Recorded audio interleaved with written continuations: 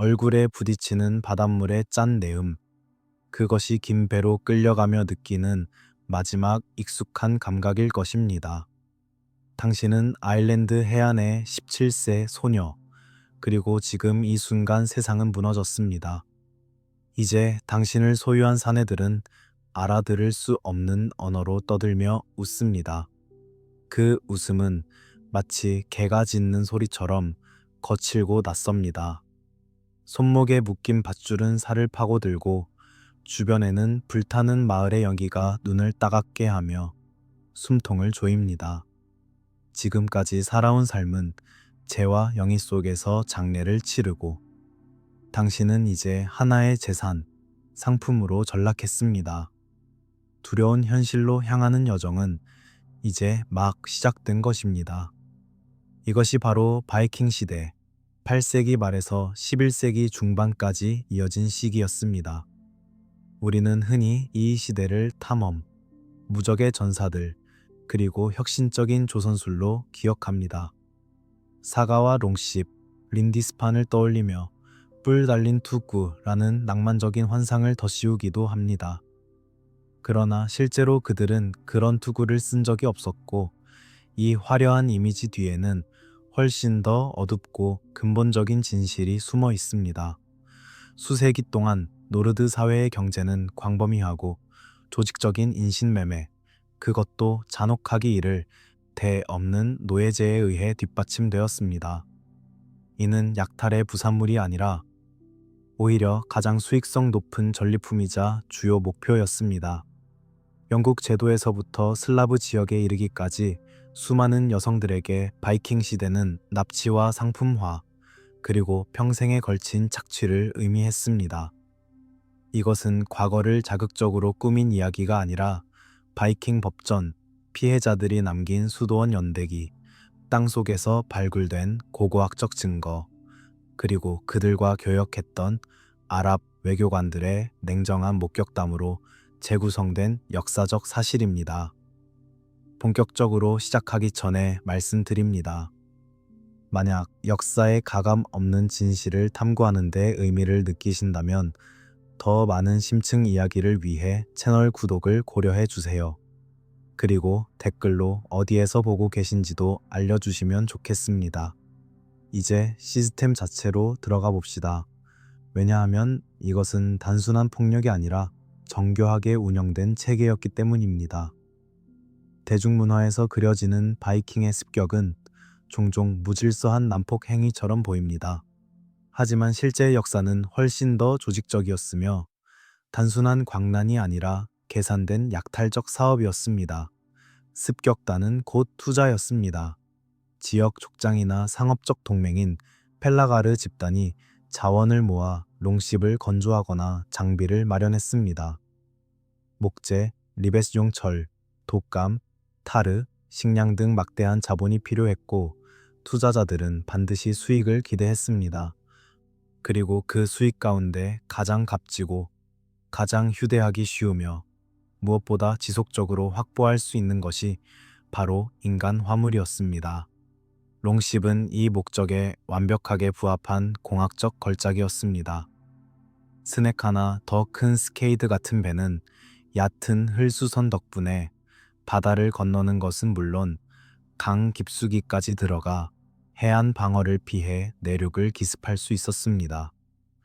해안에서 100마일 떨어진 마을조차 강둑에 나타난 롱십을 보며 깜짝 놀라 잠에서 깰 수 있었고 그들의 탈출로는 이미 차단돼 있었습니다. 이 기술적 우위는 바이킹에게 기습이라는 결정적 무기를 제공했습니다. 이는 성공적인 노예 사냥의 핵심이었습니다. 그들은 역사학자들이 소프트 타겟이라 부르는 곳을 노렸습니다. 806년 아이오나 수도원 습격은 대표적 사례입니다. 이 습격에서 61명의 수사가 살해되었고 은재 성배와 자수 성희뿐 아니라 문해력을 지닌 수도사들과 피난처를 찾아온 주민들이 모두 전리품이 되었습니다. 아일랜드의 울스터 연대기는 단순하지만 섬뜩한 기록으로 가득합니다. 서기 821년 항목에는 웩스퍼드 카운티에 대한 습격에서 바이킹들이 많은 여성들을 포로로 끌고 갔다라고 적혀 있습니다. 많은 무리라는 표현은 여러 차례 반복됩니다. 이는 예외적인 사건이 아니라 철저히 계산된 사업 모델이었습니다. 일단 포획되면 여성의 정체성은 철저히 지워졌습니다. 그녀는 더 이상 딸도 아내도 자매도 아니었습니다. 이제 그녀는 노예, 곧 트랄이었습니다. 고대 노르드어 자체가 드러내듯 트랄은 사람으로 인정되지 않았습니다. 법전은 이들을 중성으로 규정하며 농장의 가축과 함께 목록에 올렸습니다. 그들은 피이파프, 즉 소와 재산을 뜻하는 단어로 불렸습니다. 법적으로 트랄은 인간으로 보호받지 못했습니다. 주인은 법적 처벌 없이 마음대로 그들을 때리거나 죽일 수 있었습니다. 아이슬란드 법전 그라가스 가라갓에 따르면 트랄의 증언은 법정에서 인정되지 않았습니다. 재산을 가질 수도 합법적인 결혼을 맺을 수도 없었고 태어난 자녀 또한 자동으로 노예 신분을 이어갔습니다. 자유민 여성의 생명은 복잡한 벌금과 명예규범으로 보호받았지만 트랄의 생명은 단 한 줄의 보호장치조차 존재하지 않았습니다. 그러나 트랄이 된다는 것은 법적 지위를 잃는 데서 끝나지 않았습니다. 고향을 떠나는 순간부터 새로운 지옥이 시작되었고 많은 여성들에게 그 길은 곧 마지막 여정이 되었습니다. 포로들은 결박된 채 수마일을 행군해야 했습니다. 바이킹들은 그들을 롱십이 대기한 해안까지 몰아갔고 그 과정에서 수많은 잔혹 행위가 자행되었습니다. 늙거나 병든 이들, 저항하는 이들은 현장에서 살해되었습니다. 울음과 애원은 무자비한 구타로 억눌렸습니다. 바이킹들에게 이들은 이미 상품이었죠. 손상된 상품은 가치 없는 짐에 불과했습니다. 롱십에 도착한 포로들은 약탈품과 전사들 사이에 끼워 넣어졌습니다. 덮개 없는 배 안에서 몇 주간 이어질 항해가 시작되었고 그때부터 생존은 오직 운과 체력에 달려 있었습니다. 그 참혹한 상황을 상상해 보십시오. 길이 70부 80피트 남짓한 배에 수십 명이 빽빽이 몰려 있었고 혹독한 북대서양의 바람과 파도에 그대로 노출된 채로 얼어붙는 물벼락을 맞았습니다. 식수와 음식은 턱없이 부족했고 언제나 선원들에게 우성원이 주어졌습니다. 포로들에게 돌아오는 몫은 늘 남은 찌꺼기뿐이었습니다. 위생은 존재하지 않았습니다. 사람들은 며칠, 때로는 몇 주를 배설물 속에서 버텨야 했습니다. 이질과 괴혈병, 각종 감염이 순식간에 퍼졌습니다. 숨진 이들은 며칠간 시신으로 방치되었다가 뒤늦게 바다에 던져졌습니다. 육체적 고통만이 아니었습니다. 정신적 공포는 더 깊었습니다. 가족이 학살당하고 마을이 불타는 것을 직접 목격한 뒤 알 수 없는 땅을 향해 끌려가는 절망 속에서 많은 여성들이 무너졌습니다. 어떤 이들은 바다로 몸을 던지려 했지만 바이킹들은 이를 막기 위해 철저히 감시했습니다. 심지어 죽을 권리마저 허용되지 않았습니다. 아랍 사가자들은 이런 항해를 두고 사람의 울음이라기보다 죽음을 기다리는 짐승의 신음 같았다라고 기록했습니다. 실제로 수많은 포로가 항해 도중 목숨을 잃었고 바이킹들은 그것을 냉정하게 사업 비용으로 처리했습니다. 살아남은 이들을 기다린 것은 혼잡하고 무자비한 노예 시장이었습니다. 바이킹들은 자신들의 세력권 전역에 인신매매 거점을 세워 서로 연결된 거대한 네트워크를 형성했습니다. 더블린, 노르드어로 디플린, 은 서유럽 최대이자 가장 악명 높은 노예 시장으로 성장했습니다. 아일랜드와 영국 전역에서 끌려온 포로들이 이곳에 집결했고 9, 7세기 내내 매주 수백 명이 이곳에서 거래되었습니다. 아일랜드 연대기에는 이 규모를 짐작케 하는 기록이 남아 있습니다. 서기 871년 항목은 수천 명의 포로가 더블린에서 거래되었다고 적고 있으며 이는 과장이 아니라 당시 현실을 반영한 수치로 여겨집니다. 실제 발굴 조사에서도 더블린 곳곳에서 노예 시장 관련 유물이 대량으로 발견되었습니다. 더블린에서 여성들의 행선지는 여러 갈래로 나뉘었습니다. 일부는 아일랜드 내 노르드 정착지로 팔려갔고 또 다른 이들은 스칸디나비아 본토로 이송되었습니다. 일부는 새로 개척된 아이슬란드와 페로 제도로 밀매되기도 했습니다. 그러나 가장 큰 이익을 보장한 길은 동쪽이었습니다. 네트워크는 점점 더 확장되었습니다. 오늘날 독일과 덴마크 국경에 위치한 헤데비는 거대한 교역 도시로 서방 포로와 동방 슬라브 포로가 만나는 분기점이었습니다. 더 동쪽에는 스웨덴 말라렌 호수의 섬 비르카가 있었는데 이는 동방무역의 관문이었습니다. 이 항구들은 노르드 세계를 현재의 러시아와 우크라이나 지역을 흐르는 거대한 강들과 연결했습니다. 이것이 바로 볼가 무역로였습니다. 이 길을 따라 서방의 포로들, 그리고 더욱 많은 수의 동쪽 슬라브족 포로들이 비잔틴 제국과 부유한 아바스 칼리프국으로 흘러들었습니다. 아랍 사가자들은 이들을 사칼리바라 불렀고 무역의 중심 공급원이었습니다. 10세기 페르시아 지리학자 이븐 루스타는 이렇게 기록했습니다. 그들은 사칼리바를 습격해 배로 옮겨 사로잡는다. 그리고 그들을 하자르와 불가르로 데려가 거래한다. 영국의 한 마을에서 납치된 소녀가 걸었을 여정을 떠올려 보십시오. 먼저 더블린에서 첫 거래가 이루어지고 다른 노르드 상인에게 넘겨져 비르카로 옮겨집니다. 그곳에서 다시 팔린 뒤 드니페르나 볼가를 따라 길고 위험한 내륙 항해를 강요당합니다. 최종 목적지는 콘스탄티노플이나 바그다드. 그녀는 그곳에서 은과 비단, 향료와 맞바꾸기 위한 마지막 상품이 됩니다. 이것은 추측이 아닙니다. 증거는 압도적입니다. 수만 점의 이슬람 디르함 은화가 스칸디나비아 전역, 특히 이 무역망의 핵심인 고틀란드 섬에서 출토되었습니다. 고틀란드에서만도 세계 최고 수준의 양이 확인되었습니다. 이 은 저장고는 노르드 세계와 칼리프국 사이의 방대한 상업을 증언하는 침묵의 금속 기록입니다. 그리고 그 북방의 주요 수출품이 무엇이었는지는 분명합니다. 바로 인간이었습니다. 일부 은화에는 룬 문자가 새겨져 있어 바이킹들이 이 무역에 얼마나 깊숙이 개입했는지를 보여줍니다. 노예 무역의 이익은 막대했습니다. 젊은 여성 한 명이 아랍권에서 상당한 양의 은으로 거래될 수 있었고 이는 바이킹 사회의 경제 구조 전체를 뒤흔들었습니다. 수많은 족장들이 이 거대한 거래망을 통해 유럽에서도 손꼽히는 부를 축적했습니다. 그러나 이 거대한 무역 네트워크의 진정한 공포는 숫자나 이익에 있지 않았습니다. 각 시장에서 각 거래 순간마다 인간 존재가 철저히 파괴된다는 사실에 있었습니다. 이곳에서 여성의 존엄은 마지막까지 지워졌습니다.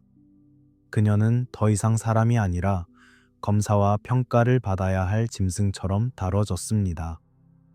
10세기 아랍 외교관 아흐마드 입은 파들라는 볼가강에서 루스 상인들을 목격하며 상상 여지조차 남기지 않는 기록을 남겼습니다.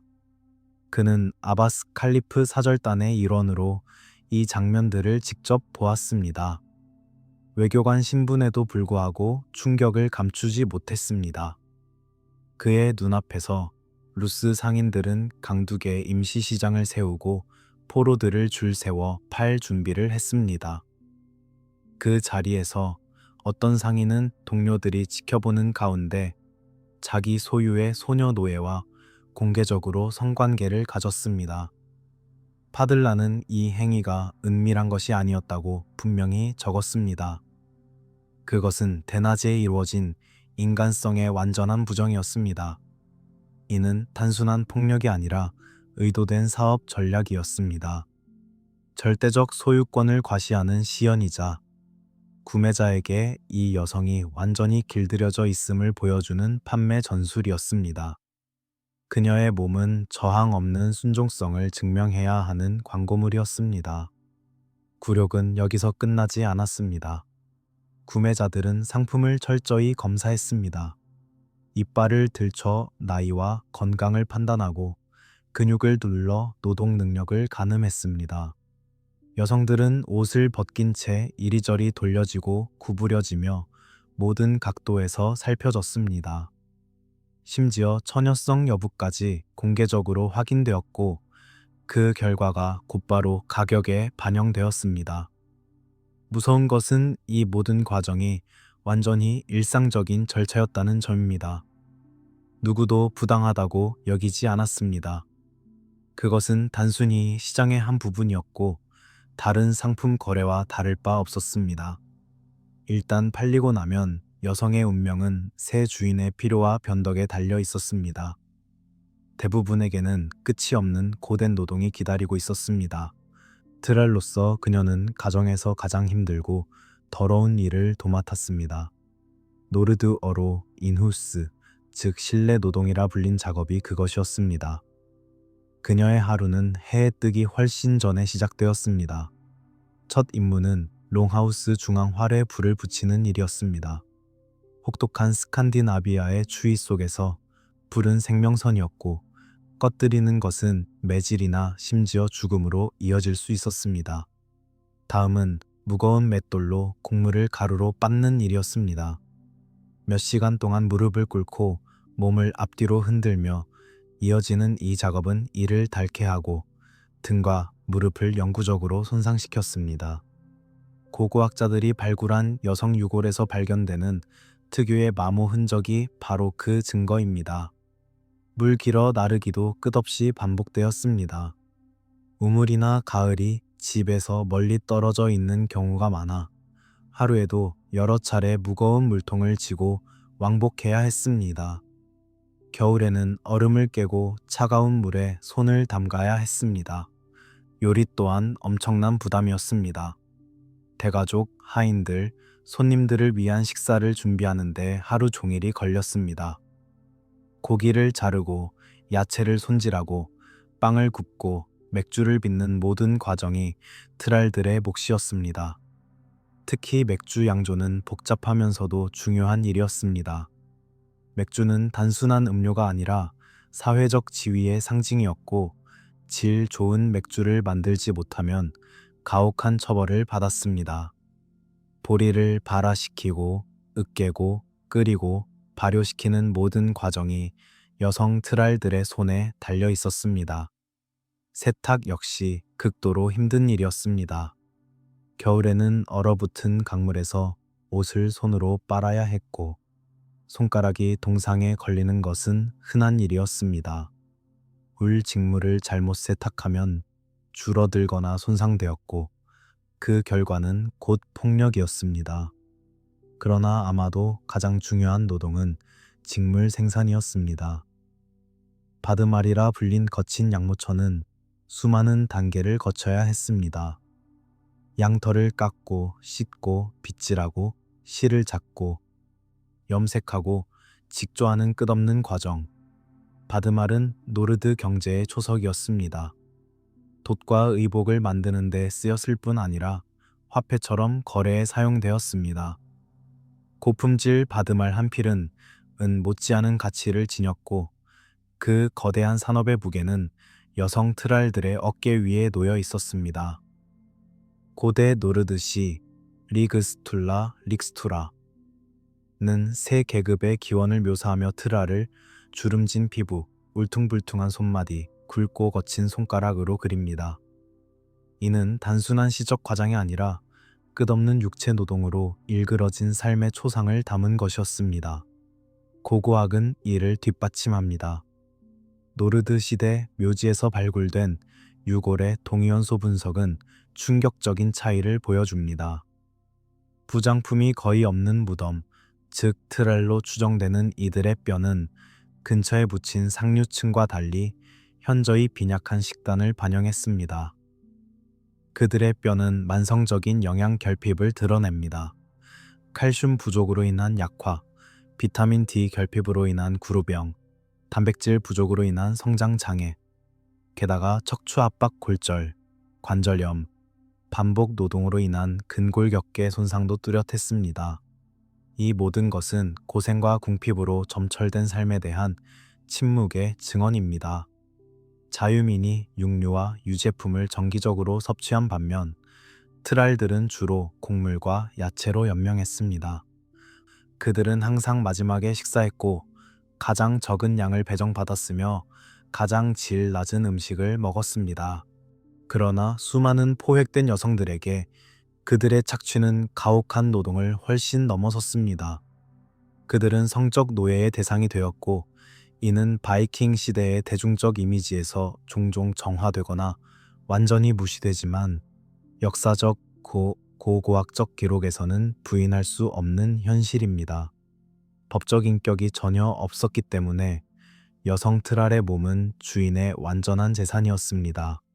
언제든지 어떤 목적으로든 그의 사용에 제공될 수 있었습니다. 이것은 범죄로 간주되지 않았습니다. 그것은 소유권에서 파생되는 당연한 권리로 여겨졌고 노르드 사회는 이를 정상적인 질서로 받아들였습니다. 사가들은 수세기 후에 기록되어 종종 낭만화되었지만 이러한 사회적 규범에 대해서는 놀라울 정도로 명확하고 직설적입니다. 권력 있는 남자들이 포획된 여성들을 프릴라 라 불린 첩으로 삼는 모습이 자주 등장합니다. 이것은 은밀한 불륜이나 불법적인 관계가 아니었습니다.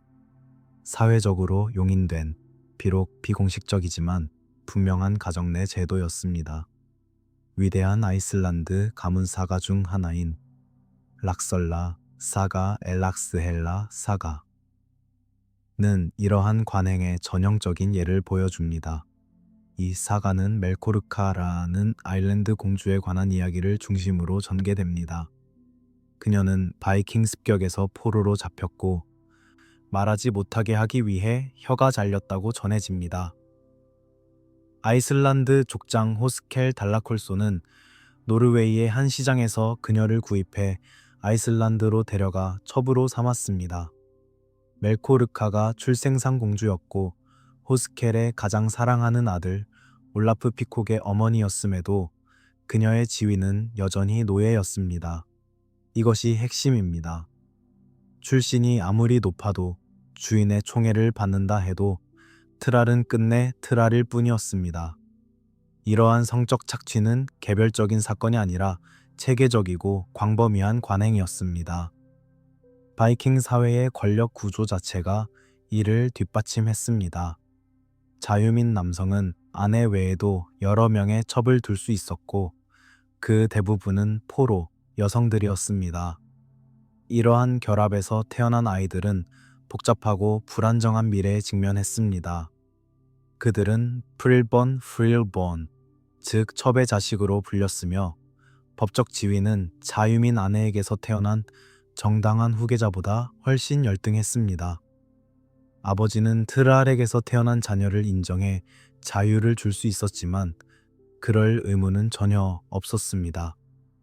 그는 자신의 혈육임에도 불구하고 아이를 거부해 평생 노예로 살게 할 수도 있었습니다. 많은 경우 이러한 결정은 경제적 이유에 따라 내려졌습니다. 자유민이 된 자녀는 상속권을 가질 수 있었지만 노예로 남은 자녀는 여전히 단순한 재산에 불과했습니다. 이러한 상황은 롱하우스 내에서 복잡하고 종종 극도의 긴장을 낳았습니다. 정실 부인은 남편이 성적으로 이용하는 노예 여성들과 같은 공간에서 살아야 했습니다. 그녀는 이들을 감독하고 지배했지만 동시에 그들이 남편에게 영향력을 행사할 수 있다는 사실을 경계해야 했습니다. 사가들에는 이런 긴장이 폭발하는 장면이 나옵니다. 질투에 찬 부인이 남편의 첩을 독살하거나 학대하는 이야기들입니다. 하지만 이런 이야기조차 첩들의 고통에 초점을 두지 않습니다. 그들은 여전히 부차적 존재, 자유민들 간 갈등 속에서 피해를 입는 재산으로만 묘사되었습니다. 이 성적 착취 체계는 너무나 광범위해 바이킹의 영토 확장의 기반이 되었고 북대서양 지역의 유전적 지형에 영구적 흔적을 남겼습니다. 현대 유전학 연구는 가장 잘 문서화된 바이킹 식민지 중 하나인 아이슬란드에서 충격적인 결과를 보여주었습니다. 아이슬란드 인구의 유전자를 분석한 결과 남성 계통의 Y염 색채 DNA의 대부분 약 80%은 노르드 기원이었습니다. 이는 예상된 결과였습니다. 그러나 여성 계통의 이야기는 완전히 달랐습니다. 모계로만 전해지는 미토콘드리아 DNA를 분석한 결과 정착 여성들의 대다수가 게일 쪽 기원임이 밝혀졌습니다. 아일랜드와 스코틀랜드에서 온 것입니다. 최근 연구들은 이 비율을 62% 이상으로 보고 있습니다. 숫자는 분명합니다.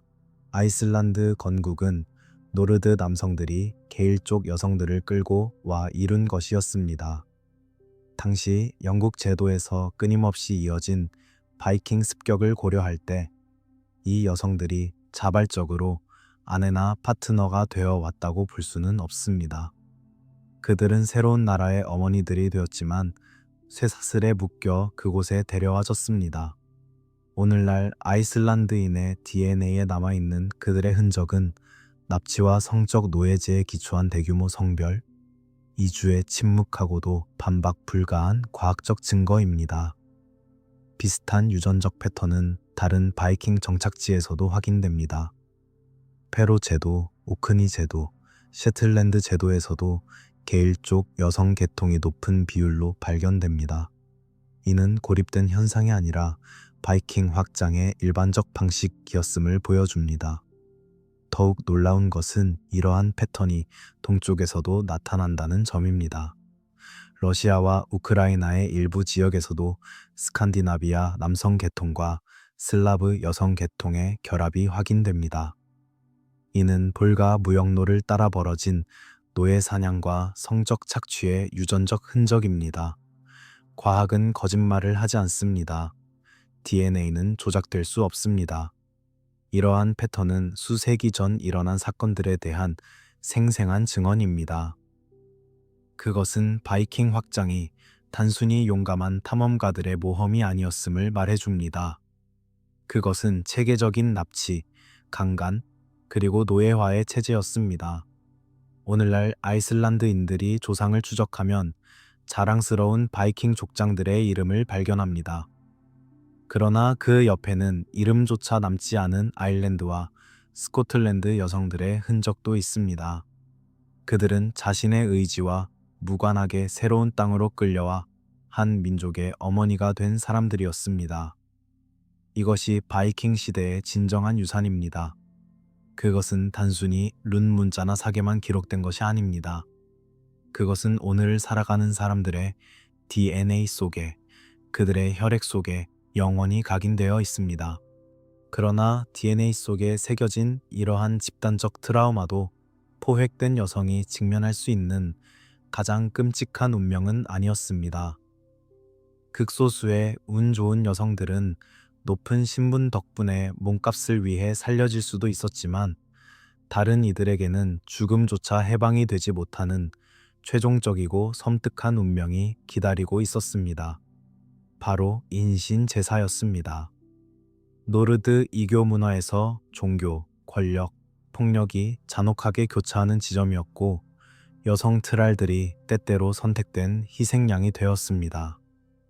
고고학적 증거와 문헌은 이것이 단순한 전설이나 과장이 아니라 실제 관행이었음을 입증합니다. 가장 생생하고 충격적인 기록은 다시 한번 아랍 외교관 아흐마드 이븐 파들란의 글에서 나옵니다. 서기 922년 볼가강을 따라 여행하던 그는 루스족 족장의 선박 장례를 목격했습니다. 그가 남긴 기록은 인간이 상상할 수 있는 가장 끔찍한 의식 중 하나였습니다. 이븐 파들라는 장례의식의 일부로 여성 노예가 주인과 함께 주거 내세에서 그를 섬기도록 자원해야 했다고 적습니다. 그러나 트랄에게 선택권은 없었습니다. 자원이라는 말은 완전한 허구였습니다. 그녀는 이미 소유물이었고 이제는 장례 부장품에 불과했습니다. 그의 기록은 10일에 걸친 준비 과정을 상세히 묘사합니다. 선택된 소녀는 화려한 옷을 입혀졌고 취하게 하는 술을 계속 마셔야 했으며 노래를 부르도록 강요당했습니다. 그러나 그녀의 노래는 슬펐다고 그는 전합니다. 그 속에서 그녀의 진정한 감정이 드러납니다. 더욱 끔찍한 것은 그녀가 족장의 가장 권력 있는 부하들과 차례로 의식적 성교를 해야 했다는 점입니다. 각 남자는 그녀에게 당신의 주인에게 말하라. 내가 그에 대한 사랑으로 이것을 했다고 말했습니다. 성적 폭력을 종교적 행위로 포장한 것이었고 그녀의 마지막 며칠을 더욱 잔혹하게 만들었습니다. 10일째 되는 날 족장의 시신이 육지로 끌어올린 바에 위에 안치되었습니다. 소녀는 배로 끌려갔습니다. 마지막으로 강한 술을 마신 그녀는 죽음의 천사라 불린 늙은 여성, 의식의 집행자에 의해 주인 곁에 눕혀졌습니다. 늙은 여자는 그녀의 목에 밧줄을 걸어 두 남자에게 잡게 했습니다. 남자들이 그녀를 목졸라 죽이는 동안 늙은 여자는 단검으로 갈비뼈 사이를 반복해서 찔렀습니다. 그녀의 비명은 의도적으로 다른 남자들이 방패를 두드리는 소리로 묻혔습니다. 이는 다른 노예 소녀들이 주인의 죽음을 두려워해 도망치지 못하도록 하는 끔찍한 예방책이었습니다. 마지막으로 배는 불태워져 족장과 함께 희생된 여인을 내세로 보내는 떠다니는 화장터가 되었습니다. 이븐 파들란의 기록이 가장 상세하지만 결코 고립된 환상이 아니었습니다. 고고학적 발견들은 수행원 희생의 흔적을 보여줍니다.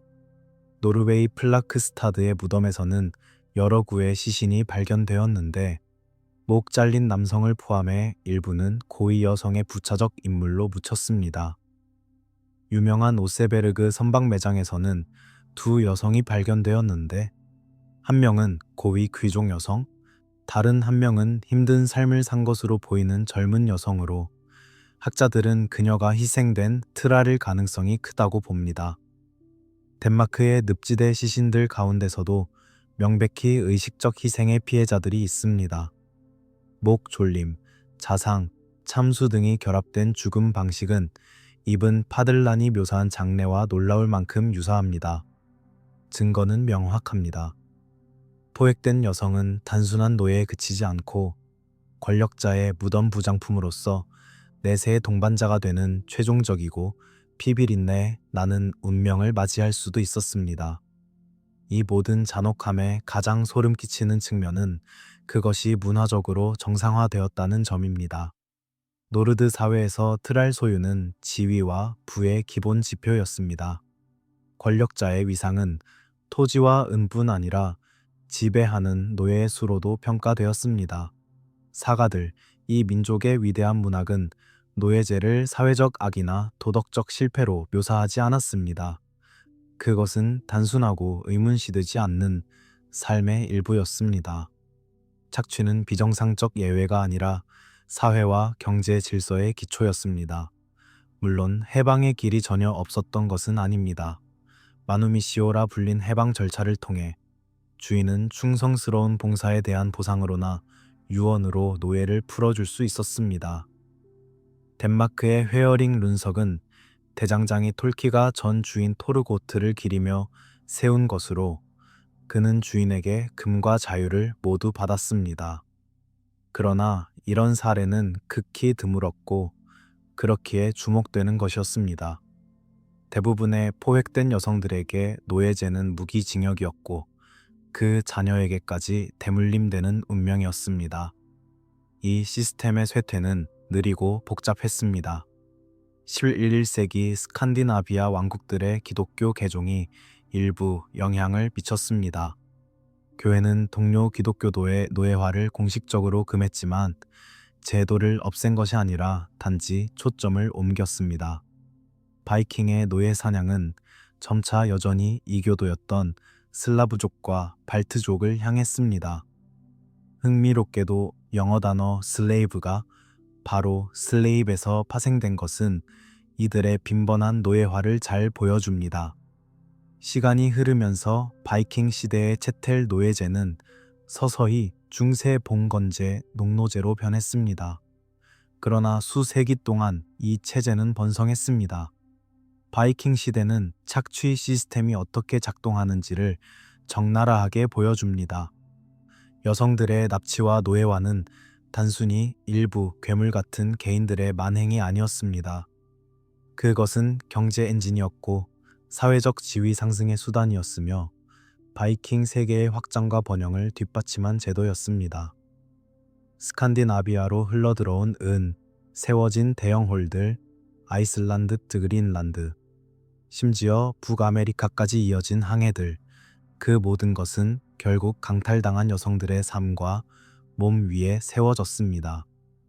바이킹 시대를 제대로 이해하려면 전체를 보아야 합니다. 뛰어난 조선술 뒤에는 강제로 독감을 짠 여성들이 있었고, 전사의 용맹 뒤에는 롱십에 실려온 겁먹은 소녀들이 있었습니다. 우리는 사가를 위대한 문학으로 감탄하면서도 그 행간에 담긴 무심한 잔혹함도 읽어야 합니다. 바이킹들이 포획한 여성들에게 저지른 일은 단순히 역사 속 어두운 한 장이 아닙니다. 그것은 비인간화의 대표적 사례 연구입니다. 한 사회가 타인을 얼마나 쉽게 상품, 도구, 재산으로 전락시킬 수 있는지를 보여줍니다. 증거는 압도적입니다. 희생자들의 연대기, 가해자들의 법전, 현대 인구의 DNA, 그리고 땅에 묻힌 뼈들이 모두 말해주고 있습니다. 자유롭고 길들여지지 않은 전사의 낭만적 이미지는 자유롭지 못하고 잔혹하게 길들여진 사람들 위에 세워진 허구일 뿐입니다. 이 시대의 진정한 유산은 단순히 룬 문자에만 기록된 것이 아닙니다. 그것은 침묵 속에 묻힌 그러나 수많은 여성들의 도난당한 삶에 각인된 역사입니다. 우리가 기억해야 할 것은 바이킹 시대의 웅장함뿐 아니라 그 웅장함이 어떤 대가로 이루어졌는가 하는 점입니다. 역사를 올바로 이해한다는 것은 승리자의 이야기뿐만 아니라 그들에 의해 파괴된 사람들의 이야기도 함께 듣는 것입니다. 그래야만 우리는 과거에서 배우고 미래에 다시는 이런 체계적 잔혹함이 뿌리 내리지 않도록 경계할 수 있습니다. 바이킹 시대는 끝났지만 인간의 존엄성을 지키고 모든 일을 재산이 아닌 인간으로 바라보는 것의 중요성은 오늘날에도 여전히 남아 있습니다.